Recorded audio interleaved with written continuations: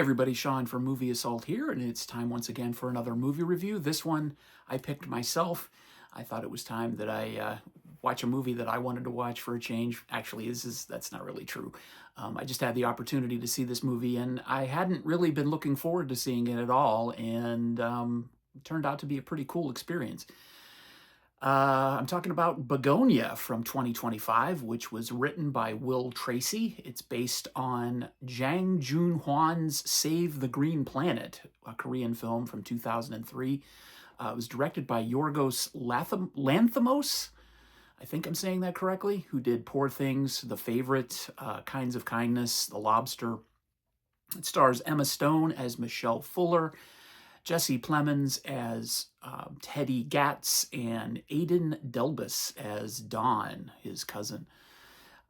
This is one of those movies that I really had put in the pile of it's probably not for me. I knew Yorgos Lanthimos directed it, and I'd heard all sorts of different types of things about the movies that he's directed.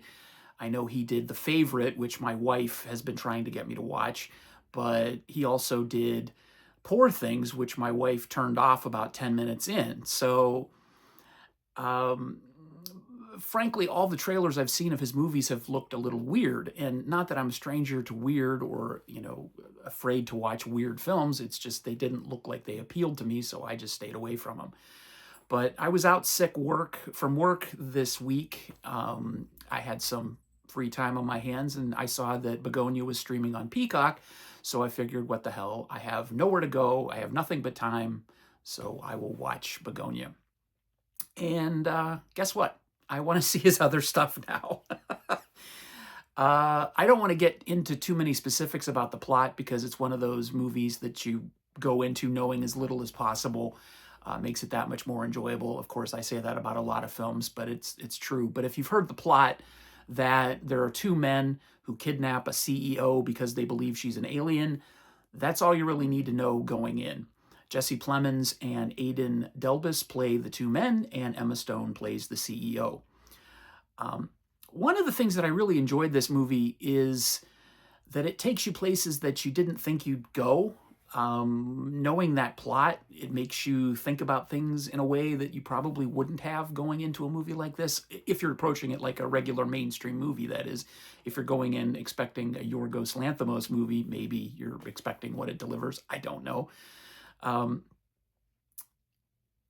The entire movie is about manipulation, and the script, which is by Will Tracy and based, like I said, on Save the Green Planet from Korea, it does a little bit of manipulating on its own, and it's one of the things that I actually kind of liked about it.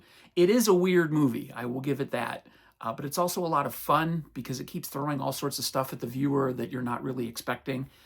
It's a comedy, but it's not laugh out loud funny. It's much more of a dark comedy, a satire.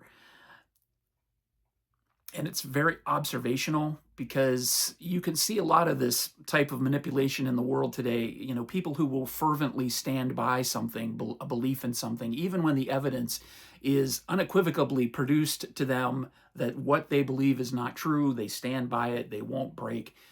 And the reverse of that as well. Some people will, be convinced of or not convinced of something, even though you present them with a ton of evidence that it is true. And that's just the world we live in today.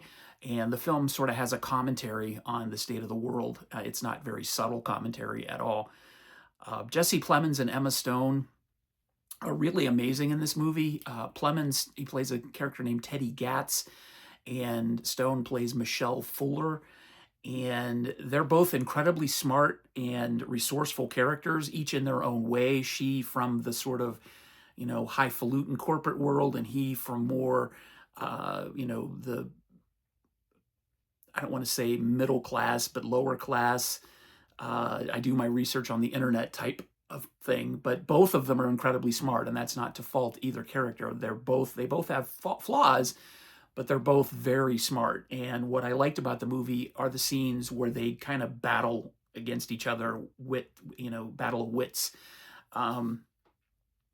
it's kind of those back and forth struggles that I like to discover in a movie where you see some sort of conflict between two very well-matched characters, and it takes you in places you didn't think you'd go.